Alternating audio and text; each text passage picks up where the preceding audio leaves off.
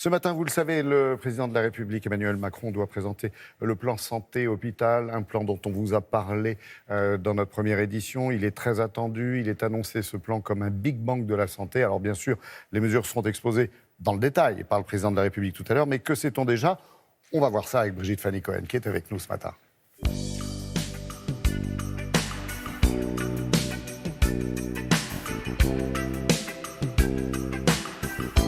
Bonjour Brigitte Fanny, on vous a placé devant cet écran sur lequel vous allez pouvoir nous expliquer et nous faire la démonstration de ce que sera peut-être notre nouveau système de santé très large, parce que ce plan santé-hôpital a l'air assez ambitieux avec un objectif ou plusieurs objectifs très précis. Effectivement, et comme vous l'avez dit, bien qu'il porte ce nom de plan santé-hôpital, il ne concerne pas que l'hôpital, mais tout notre système de santé.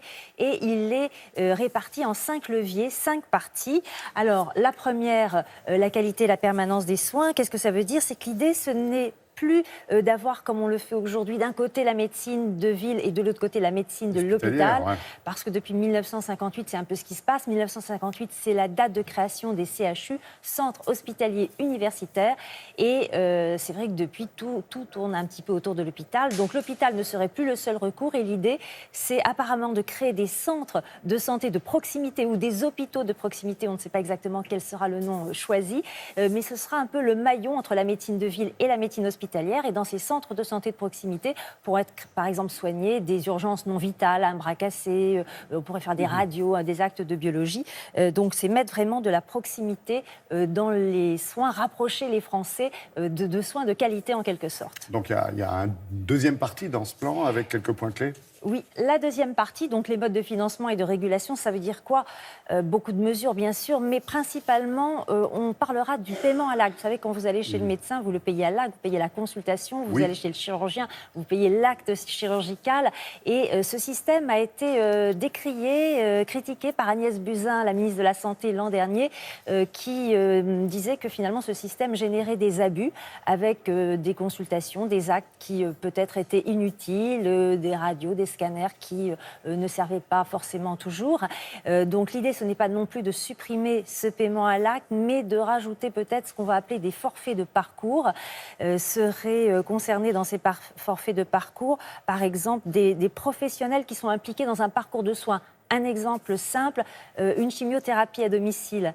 Il y a une infirmière, par exemple, qui va au domicile du patient, un médecin qui a prescrit la chimiothérapie, un pharmacien qui l'a préparée. Et donc, ce forfait de parcours donc, impliquera et sera réparti entre les différents professionnels de santé qui ont participé au parcours de soins. C'est ça. Alors, il y a donc ce fameux virage numérique avec, en particulier, le remboursement des consultations, j'allais dire des soins, non, des consultations à distance. Bien sûr. Alors, le numérique, c'est beaucoup de choses. Il y a aussi les applications qui servent dans le domaine de la santé et effectivement, ces téléconsultations remboursées depuis samedi dernier, depuis le 15 septembre.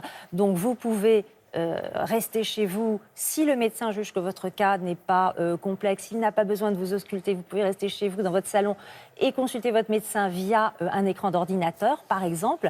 L'idée, c'est toujours de remettre de la proximité, de faire en sorte que les personnes qui soient dans les déserts médicaux, ces régions où il n'y a pas beaucoup de médecins, puissent accéder plus facilement à des professionnels de santé. Voilà, et puis dans ce volet, il y a aussi la formation, vous l'avez dit, avec cette fameuse réforme de la première année de médecine. Alors effectivement, une année de médecine très décriée parce que elle donne la part belle au bachotage plus qu'à la réflexion, elle forme plus les matheux que les humanistes. Et alors ça a été annoncé hier soir par le ministre de la Santé, Agnès Buzyn.